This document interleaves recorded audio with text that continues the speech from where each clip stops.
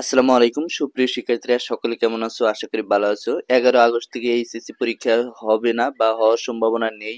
তো কবে থেকে পরীক্ষা হবে? ১ মাস পরীক্ষা পিছানোর সম্ভাবনা রয়েছে। তো ১ মাস পিছাবে কিনা মূলত সেই বিষয়টা আজকে তোমাদের সামনে ক্লিয়ার করে দেব। তো মূল টপিকে চলে যাব। যারা এখনো নতুন অবশ্যই চ্যানেলটি সাবস্ক্রাইব করে পাশে থাকা বেল আইকনটি বাজিয়ে দাও।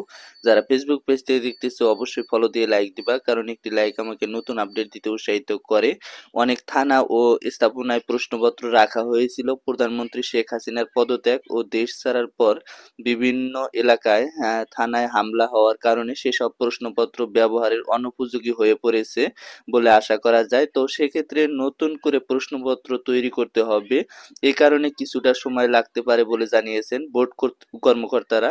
তো বোর্ড কর্মকর্তা যারা আছেন তারা কিন্তু বলেছেন যে এই যে প্রশ্নপত্রগুলো থানায় রাখা ছিল অর্থাৎ পরবর্তী পরীক্ষাগুলো নেওয়ার জন্য সেগুলা কিন্তু সব পুড়ে ছাই হয়ে গেছে এবং কি সেগুলা ভাঙচুর হয়েছে।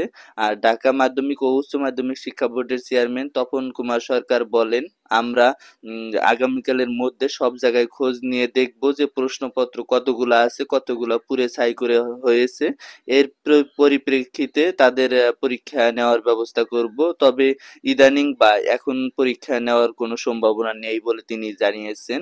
এদিকে স্থগিত থাকা এইচএসসি পরীক্ষা শুরু করতে কমপক্ষে আরো ১ মাস সময় লাগতে পারে বলে সরকারের উচ্চ পর্যায়ে বার্তা দিয়েছে শিক্ষা মন্ত্রণালয়। তাহলে দেখা যাচ্ছে যে বোর্ড কর্তৃপক্ষ যারা আছে বর্তমানে তারা কিন্তু এখন পরীক্ষা নিতে পারতেছে না। মন্ত্রণালয় বলছে দেশের বেশিরভাগ থানা আক্রমণের শিকার হওয়ায় থানায় থাকা প্রশ্নপত্র পুড়ে গেছে বা নষ্ট হয়ে গেছে।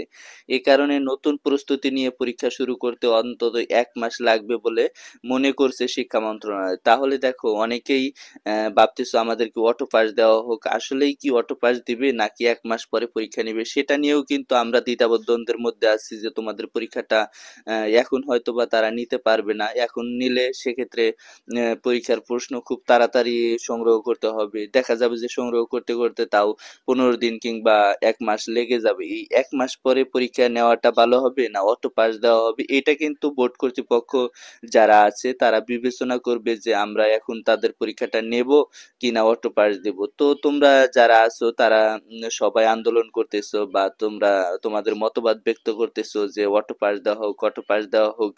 দেখো এটা সম্পূর্ণ বোর্ড কর্তৃপক্ষ যারা আছে এখন বর্তমানে তারা কিন্তু নির্ধারণ করবে। আর তোমাদের বোর্ড কর্তৃপক্ষে যে প্রধান হিসাবে আসবে তিনি সবকিছুই নির্ধারণ করবে। আসিফ নজরুল নামের একজন আছে। সে কিন্তু তোমাদের বোর্ড কর্তৃপক্ষের প্রধান হিসাবে নিযুক্ত হওয়ার সম্ভাবনাটা 90% বলা যায়। দেখা যাক কি হয়।